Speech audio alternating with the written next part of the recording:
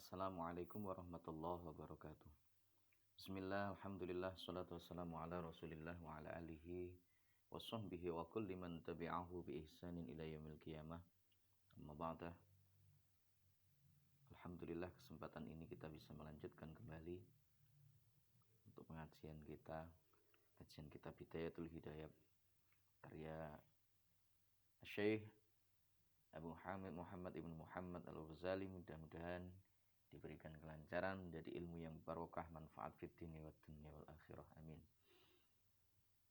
Bismillahirrahmanirrahim. Ila hadratin Nabil Mustafa Rasulillah Muhammadin sallallahu alaihi wasallam wa ala alihi wa azwajihi wa dzurriyyatihi wa junudihi wa ansarihi jamil ikhwani minal anbiya wal mursalin wal awliya wa syuhada was sholihin wal khulafa'ir rasyidin wal ulama'il amilin jami'il malaikatil muqarrabin wa khususan la hadrati masyayikhina masyayikhil kiram wa asatidina asatidil kiram jami'il musannifin wal muallifin khususan khasal hadrati muallif hadzal kitab asy-syekh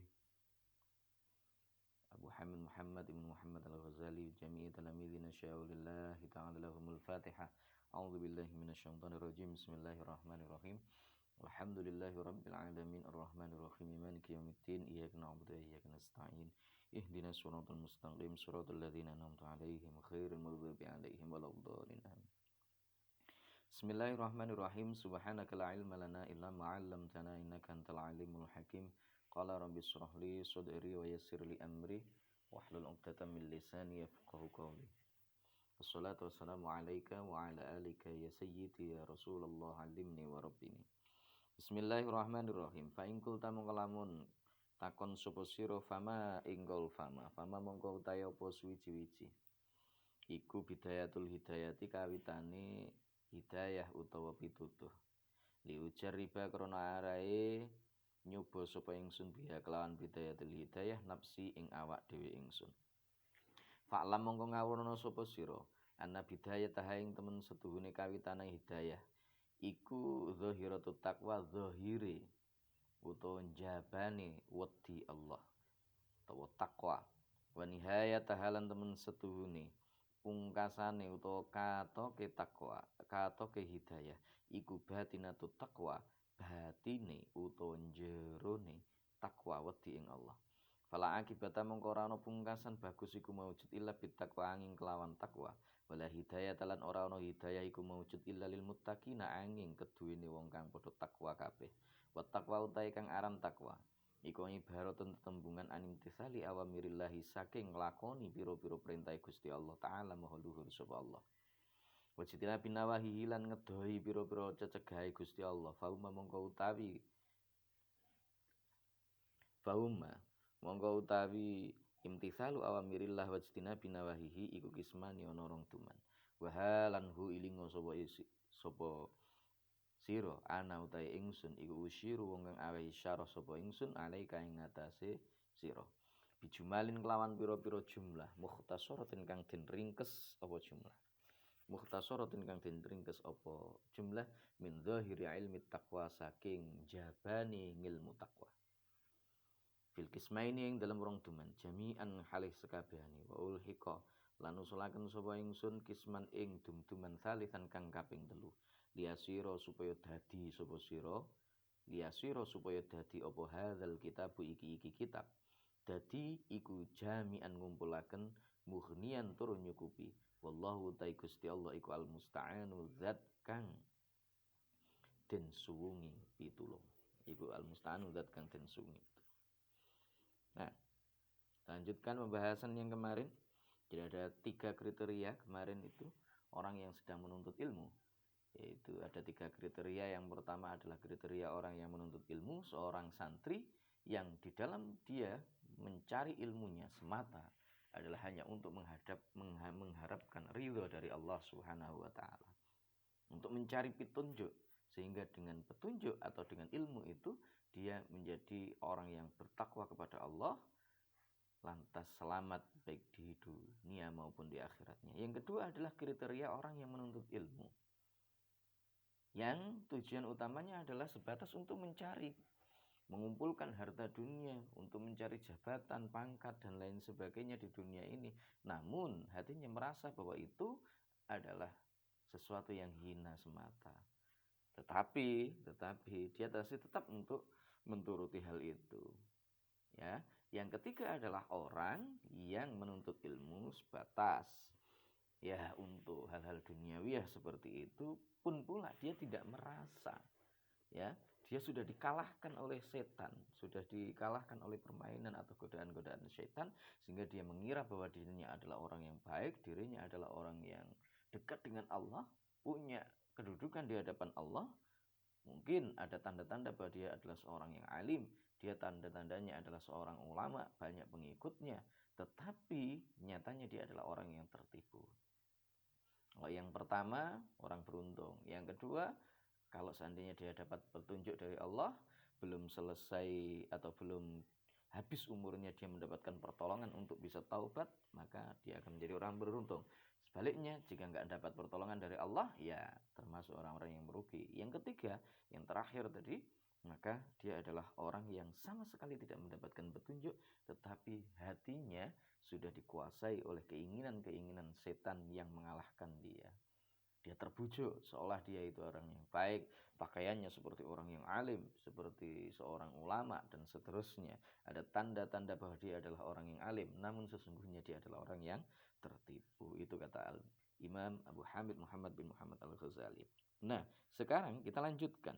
Seandainya kamu bertanya kepada aku tentang Bidayatul hidayah. Apa sih sesungguhnya awal mula dari hidayah itu? Awal mulanya hidayah itu jadi seperti apa? Supaya saya bisa mencobanya untuk diri saya sendiri. Maka kata Imam Abu Hamid Muhammad bin Muhammad Al-Ghazali, fa'lam anna bidayataha zahiratut taqwa wa nihayataha batinatut taqwa. Ketahuilah bahwa yang namanya bidayatul hidayah, awal mula dari hidayah itu adalah zahirnya ketakwaan kepada Allah Subhanahu wa taala. Puncaknya apa? Puncaknya adalah batinatut taqwa, yaitu jerone utawa batine ketakwaan kepada Allah Subhanahu wa taala. Maka tidak ada keberuntungan, fala akibata illa bittaqwa. Tidak ada yang namanya akhir pungkasan yang bagus, melainkan di situ dengan ketakwaan kepada Allah. Wala hidayata illa lil muttaqin. Tidak ada petunjuk kecuali bagi orang-orang yang bertakwa, orang-orang yang bertakwa kepada Allah. Maka Quran pun turun di dunia ini adalah petunjuk bagi siapa? Bagi mereka yang bertakwa. Coba jelas itu di dalam Al-Quran disebutkan. Ya, zalikal kitabul la raiba fi hudal lil muttaqin. Jadi hudan lil muttaqin, bagi mereka yang bertakwa. Orang yang nggak bertakwa tidak akan dapat petunjuk dari Al-Quran. Boleh jadi mereka hafal Al-Quran. Oke, hafal Al-Quran. Ya, mereka hafal Al-Quran dari awal sampai akhir. Tetapi mendapat petunjuk atau tidak? Ketika mereka tidak mendapatkan petunjuk, maka ya mereka tidak akan bisa mengambil manfaat dari Al-Quran itu. Kecuali hanya sekedar bacaannya saja. Ya, maka penting ketakwaan itu harus dijuangkan. Loh, apa itu takwa? Bertanyanya kan demikian. Maka dijelaskan oleh Imam Abu Hamid, wa taqwa ibaratun an imtithali awamirillah wajtinabin nawahihi. Yang namanya ketakwaan itu adalah merupakan bentuk pelaksanaan terhadap seluruh perintah-perintahnya Allah Subhanahu wa taala, menjauhi seluruh larangan-larangan Allah. Ya, itu yang namanya takwa kepada Allah Subhanahu wa taala. Dengan kita melaksanakan seluruh perintah-perintahnya Allah, menjauhi larangan-larangan dari Allah Subhanahu wa taala. Allah perintah misalkan kita untuk sholat. Ya, tidak ada alasan bagi kita untuk menolaknya. Seperti apapun kondisi kita, pintere kaya ngopo, ngalime kaya ngopo misalkan. Derajat kita di hadapan banyak orang seperti apa misalkan. Ya nggak bisa. Lantas kemudian, wah aku orang yang sudah dekat dengan Allah, nggak perlu sholat lagi. Jelas salah itu. Itu gampang aja ukurannya seperti itu. Rasulullah Shallallahu Alaihi Wasallam yang sudah menjadi kekasih Allah, yang sudah menjadi makhluk pilihan Allah. Dia adalah nabi yang paling dicintai oleh Allah, paling dikasihi oleh Allah. Itu pun masih tetap sholat kok. Apalagi cuma kita-kita. Ya, apalagi cuma kita-kita. Maka ini penting, sholat itu penting. Tidak ada alasan bagi seorang seperti apapun dia untuk meninggalkan yang namanya sholat itu. Al-kismu taidum duman al-awalu kang awal opo kism. iku fit taati tetep ing dalem mertelakaken pira-pira taat Gusti Allah. Iklam ngawurono sapa sira. Anna awamirallahi ing temen setuhune pira-pira perintah Gusti Allah taala maha luhur sapa Allah. Iku faraidu pira-pira perkara kang fardhu kang wajib wa nawafilu lan pira-pira perkara kang sunnah. Fal fardhu mongko utawi fardhu utawa wajib iku rasul mali pokoke bondo. Wa huwa utai rasul mal iku aslu tijarati asale bondo dagangan. Wa bihi lan kelawan rasul mal tahsulu hasil apa najatu kabejan. Wan naflu utawi wan naflu utawi sunnah iku huwaribahu ya. Wan naflu utawi sunnah huwaribahu yaiku badi. Wa bilan iku tetep kelawan arribahu. Wa bilan iku tetep kelawan an-naflu ya, al fauzu utai kabejan bidarajati kelawan pira-pira derajat. Wes. Yang pertama, al-qism al-awwal. Yang pertama, bagian yang pertama ini Imam Al-Ghazali menjelaskan, ketahuilah bahwa perintahnya Allah Subhanahu wa taala. Jadi kan sudah yang pertama disebutkan bahwa di takwa itu ada dua macam. Yang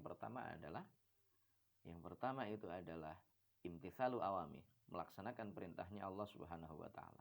Nah, perintahnya Allah Subhanahu wa taala itu dibagi menjadi dua macam. Yang pertama ada yang namanya al-fardhu, al-faraid, segala sesuatu yang diwajibkan oleh Allah. Ya. Segala sesuatu yang diwajibkan oleh Allah. Yang kedua itu adalah an-naflu, sunnah. Loh. Ini penting untuk diketahui. Terkadang ada orang yang keliru di dalam memahami ini. Yang pertama adalah al-fardhu. Fardhu itu diibaratkan oleh Imam Al-Ghazali atau Imam Hujjatul Islam Imam Al-Ghazali itu sebagai rasul mal. Pokoknya modal. Artinya apa? Jadi modalnya kalau orang yang berdagang maka modal utamanya itu ibarat al-fardhu. Maka sesuatu yang wajib itu menduduki modal nggak boleh ditinggalkan. Orang yang meninggalkan rasul mal hanya berburu ar-ribhu, berarti orang itu rugi. Sementara ar-ribhu itu ya, itu diibaratkan an-nawafilnya. Nawafil itu ar-ribhunya. Ya, ini penting untuk diketahui. Terkadang mohon maaf, ada beberapa orang itu yang mengalami kesalahan di dalam memahami hal ini. Saya pernah ada seseorang yang bertanya, teman saya itu kalau melaksanakan sholat duha itu seolah adalah sesuatu yang wajib. Tapi kalau sholat yang fardhu 5 waktu itu kadang-kadang ya nyok ngendi-ngendi dan lain sebagainya. Nah, ini adalah sesuatu yang tidak tepat. Mengapa? Sholat 5 waktu hukumnya wajib, sholat duha itu hukumnya adalah sunnah. Ada juga sholat lail itu hukumnya bagi seseorang itu ada yang mengatakan wah itu hampir adalah sesuatu yang wajib, nggak mau ketinggalan kalau sholat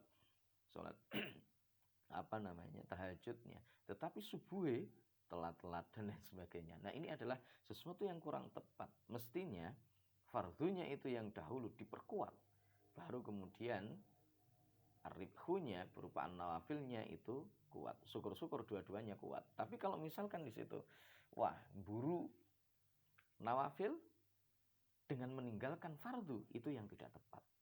Ya, itu tidak tepat. Kenapa? Yang Al-Ghazali menyebutkan bahwa al-fardhu itu adalah ra'sul mal, karena itu harus diutamakan.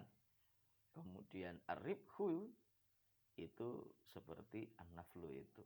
Tetapi dengan an-nawafil itulah, dengan an-nawafil itu maka seseorang itu bisa diangkat derajatnya oleh Allah.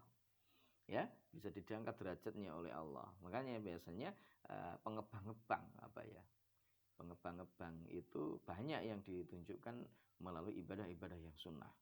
Nah, nanti kalau kamu misalkan mengamalkan ini, itu, dan lain sebagainya, maka kamu nanti rezekinya lancar dan seterusnya. Nah, itu biasanya di situ. Qala dawuh sapa Kanjeng Nabi sallallahu alaihi wasallam, yaqulu dawuh sapa Allah Gusti Allah tabaraka muga-muga paring barokah sapa Allah taala lan maha luhur sapa Allah. Dawuh mata koroba engkol mata koroba orang ngeparek ilaya maring ingsun supal mutaqarribuna wong kang padha ngeparek kabeh bimithli ada ima kelawan padane nglakoni perkara iftarab tukang merdoaken sapa ingsun ingma alaihim ing atase al mutaqarribun wala yazalulan ora gingsir-gingsir sapa abdu kawula iku ya taqarrab ngeparek sapa al abad ilaya maring ingsun binawafil iklan pira-pira ibadah sunnah atau hibau sehingga demen sapa ingsun ing abad. Fa idza ahbabtuhu mongko ari kalane wis demen sapa ingsun ing abad, kuntu mongko ana sapa ingsun iku sam'ahu pangrungune abad. Alladzi rupane perkara yasma'u kang ngrungu sapa abad bihi kelawan alladzi wa basarahu lan peningale abad alladzi rupane perkara yubsiru kang ningali sapa abad bihi kelawan alladzi. Walisanahu lan lesane abad alladzi rupane perkara yang tiku kang ngucap sapa abad ing sapa al abad bihi kelawan alladzi wa yadhaulan tangane abad allati rupane perkara yabtishu kang gepok sapa abad biha kelawan yadah wari jelahulan sikile abad allati rupane perkara yamshi kang lumaku sapa abad biha kelawan allati walantasilah lan kasih besok ora bakal tumeka sapa sira ayuhat talibu he eling-eling wong kang nupri ilmu ilal qiyami maring jumenengi bi awamirillahi kelawan pira-pira perintah Gusti Allah taala maha luhur sapa Allah illa bi muraqabati qalbika angin kelawan nginjen-nginjen ati sira wa jawarihi halan pira-pira gauta sira lah fi lahadzatika ing dalem pira-pira kedepan mata sira wa angfasi kalan pira-pira ambekan sira min hinin saking mangsa tusbihu kang manjing isuk sapa sira ilahinin tumeka maring mangsa tumsi kang manjing sore sapa sira. Ini penting ini. Rasulullah Shallallahu Alaihi Wasallam bersabda dalam sebuah hadis qudsi. Hadis qudsi itu adalah hadis yang intinya itu berasal dari Allah Subhanahu wa taala, berupa ilham dari Allah Subhanahu wa taala. Akan tetapi lafaz hadisnya itu atau redaksi hadisnya itu berasal dari beliau Rasulullah Shallallahu Alaihi Wasallam.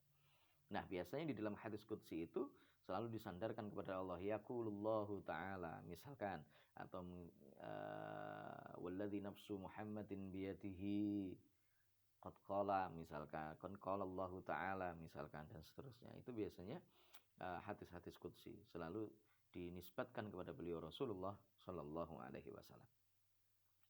Mohon maaf, dinisbatkan kepada Allah Subhanahu wa taala. Jadi redaksinya berasal dari Rasul, tetapi itu merupakan ilham dari Allah Subhanahu wa taala.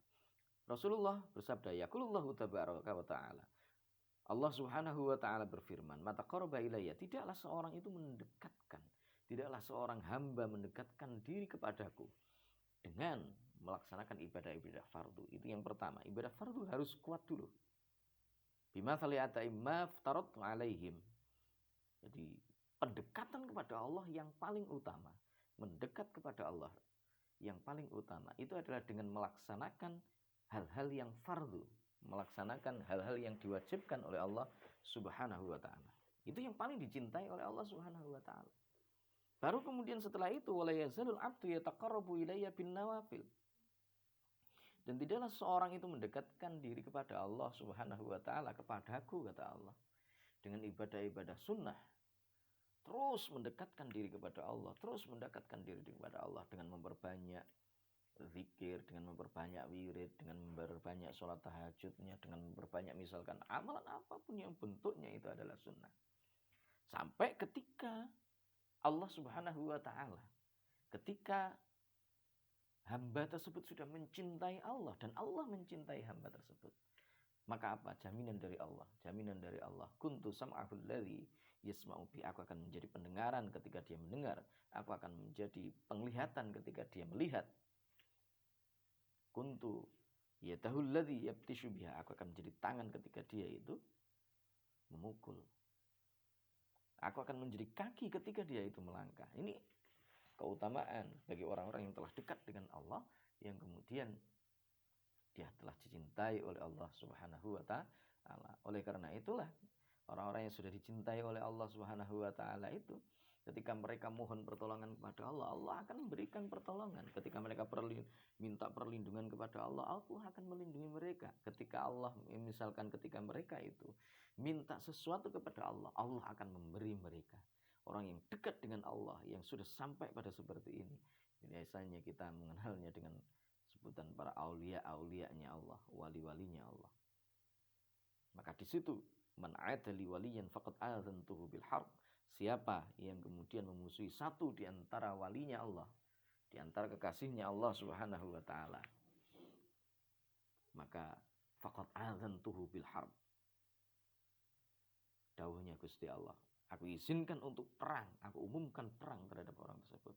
Mohon maaf, maka kadang-kadang ada orang itu, wali itu ketika dimusuhi oleh seseorang, ya dia hanya diam nggak membalas, tetapi kemudian orang yang menyakiti dia itu ternyata mengalami musibah atau mungkin ya bahasanya itu kualat dan lain sebagainya itu ya, kalau orang Jawa bilang kualat itu. Nah, itu sesungguhnya adalah penjagaan yang dilakukan oleh Allah terhadap para kekasih-kekasihnya Allah Subhanahu wa taala. Nah, ini penting.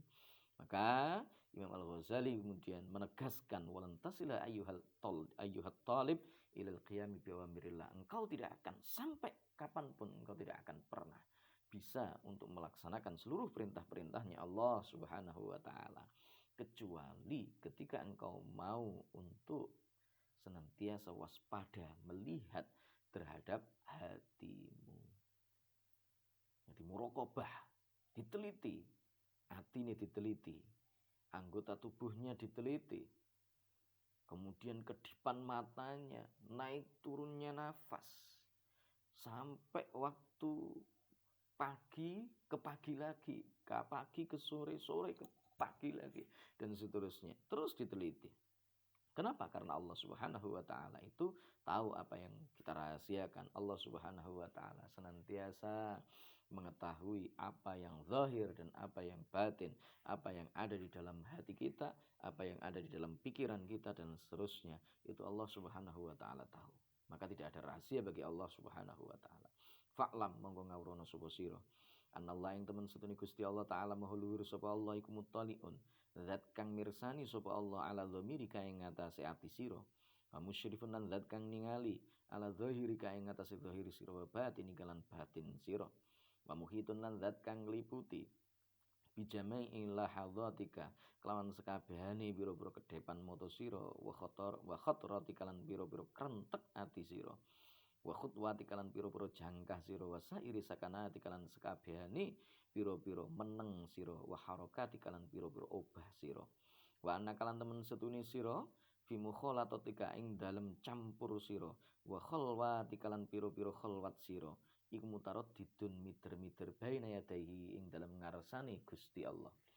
Falayas kunu mongko ora meneng fil mulki ing falayas kunu mongko ora anteng fil mulki ing dalam kerajaane Gusti Allah wal muluk wal malakuti lan tegese pira-pira kerajaane Gusti Allah sapa sakinun wong kang meneng wala taharrakalan ora obah sapa mutaharrikun wong kang obah illa wajbarus samawati angin utawi zat kang murba wesesa pira-pira langit wal ardi lan bumi iku mutali undat kang mirsani alaihi ing atase sakin wa mutaharrik alaihi ing atase sakin wal mutaharrik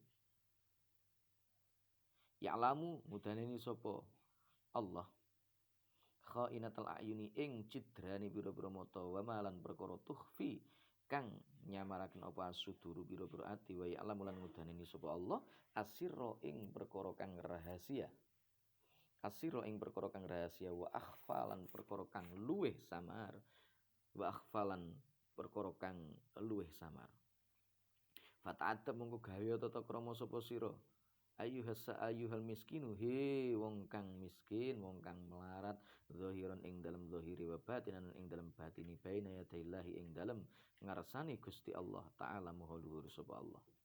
Ta'addab gawe tata krama sira ta'addaba gawe tata krama sapa abdu kawula adzalilu kang ina sapa abd al muznibu tur kang nanggung dosa sapa al abd fi hadratil mulki ing dalam ngarsane ratu al jabbari kang murba wesesa al qahari tur zat kang mireng.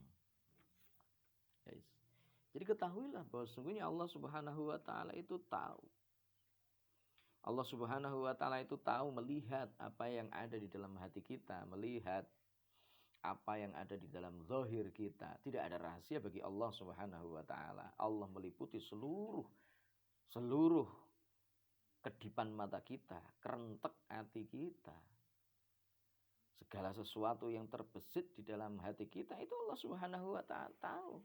Ketika kamu misalkan dalam keadaan bersama dengan banyak orang, ketika kita misalkan dalam keadaan sendirian, maka Allah Subhanahu wa taala itu tahu segala sesuatu yang ada di situ. Orang yang diem atau orang yang bergerak, semuanya dilihat oleh Allah Subhanahu wa taala. Tidak ada yang rahasia di hadapan Allah Subhanahu wa taala. Nah, hati-hati, kadang-kadang kita ini enggak, adanya orang yang melakukan kemaksiatan itu sebenarnya simpel saja. Orang yang maksiat itu karena dia lupa bahwa Allah Subhanahu wa taala itu senantiasa melihat dia. Nah, dulu ada cerita seorang kiai yang mencintai santrinya melebihi dari yang lain. Santri yang lain kemudian protes, "Kenapa ya jenengan kok lebih cinta kepada si fulan daripada kita-kita semuanya?" Apa jawab kiainya? "Ya sudah, kalau begitu besok aja kalian semuanya kumpul di sini."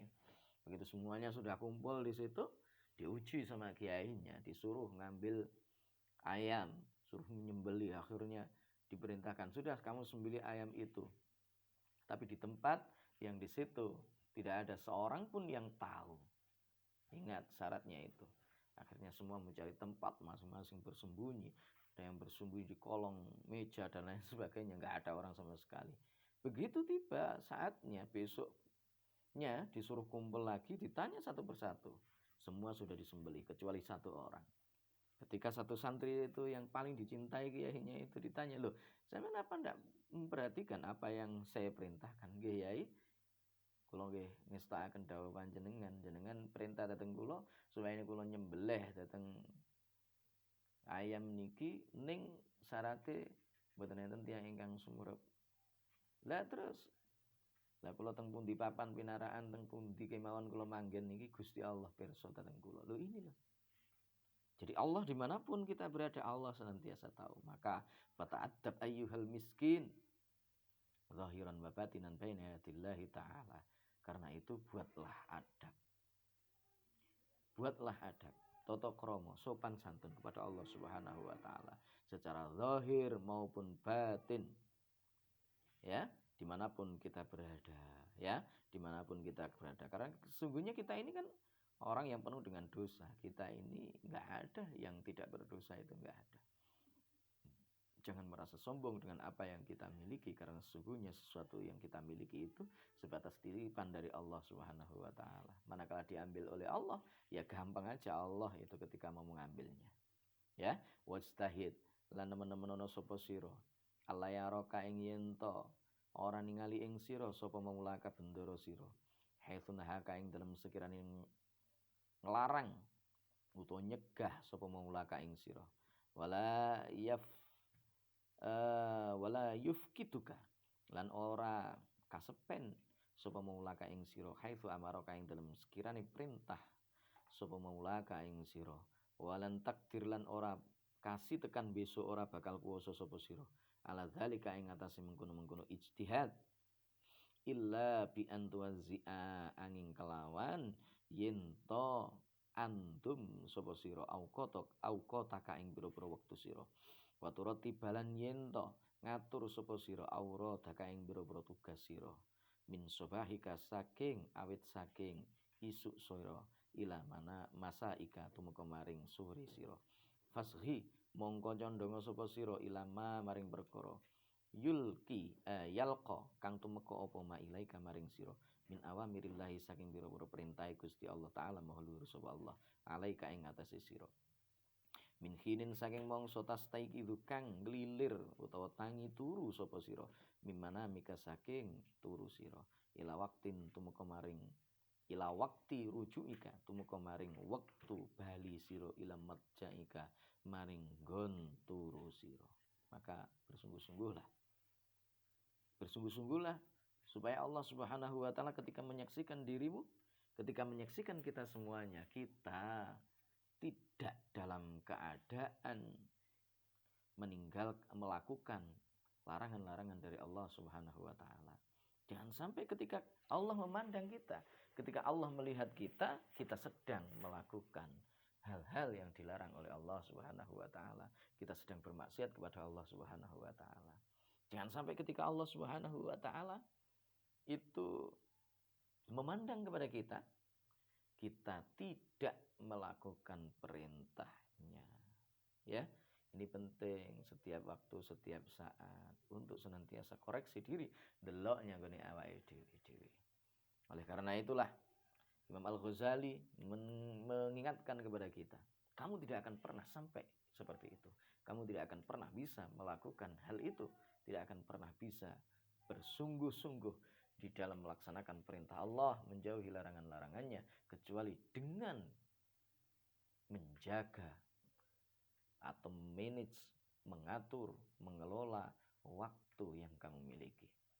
Tugasmu apa saja kamu atur, kamu sebagai manusia, makom kasab, kamu waktunya bekerja, kamu waktunya ini, semuanya itu ada bagian-bagian. Maka tertiblah di dalam mengatur waktu. Kenapa?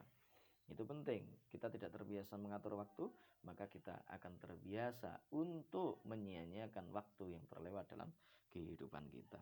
Maka mulai dari pagi sampai dengan sore, kemudian sampai pagi lagi, diatur waktunya. Apa yang harus saya lakukan ketika waktu pagi hari, sore hari apa yang harus saya lakukan, misalkan, dan seterusnya. Itu kemudian diatur. Imam Al-Ghazali mengingatkan kita mengenai masalah hal ini. Ini penting sekali bagi kita untuk menjaga itu semuanya. Mudah-mudahan kita diberikan pertolongan oleh Allah Subhanahu wa taala sehingga kita bisa menjalankan seluruh aktivitas-aktivitas kita dalam rangka untuk taat kepada Allah, dalam rangka untuk mendekatkan diri kepada Allah Subhanahu wa taala. Dan mudah-mudahan kita dicatat sebagai umat Rasulullah Shallallahu alaihi wasallam yang nanti akan mendapatkan syafaatnya di yaumul qiyamah. Baik, terima kasih. Mudah-mudahan bermanfaat bagi kita semua. Kita tutup dengan bacaan hamdalah. Alhamdulillahirabbil alamin. Doa penutup majelis. Subhanakallahumma bihamdika asyhadu an la ilaha illa anta astaghfiruka wa atubu ilaih. Walhamdulillahirabbil alamin. Syukran ala ihtimamikum. Wassalamualaikum warahmatullahi wabarakatuh.